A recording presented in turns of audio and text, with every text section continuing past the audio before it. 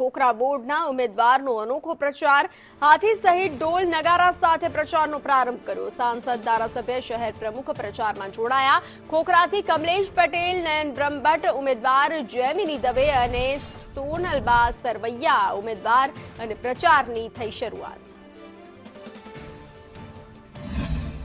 ભાજપ દ્વારા આજથી પ્રચારનો પ્રારંભ છે તે કરવામાં આવ્યો છે અને મુખ્યમંત્રી દ્વારા અમદાવાદ શહેરના 192 ઉમેદવારો છે તેને શપથ લેવડાવ્યા અને ત્યારબાદ આ પ્રચારનો પ્રારંભ છે તે કરાવવામાં આવ્યો છે। ખોખરા વોર્ડ ખાતે જે ભાજપના ઉમેદવાર છે તે આ પ્રચાર કરી રહ્યા છે।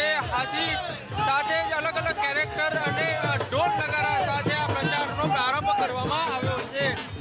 પ્રચારમાં વિવિધતાઓ લાવવાનું હંમેશા ભારતીય જનતા પાર્ટીનું લક્ષ્ય રહ્યું છે અને આજે પાર્ટીના કાર્યકર્તાઓ પોતાના પરિવાર સાથે ભારતીય જનતા પાર્ટીનો પ્રચાર કરવા માટે નીકળ્યા છે।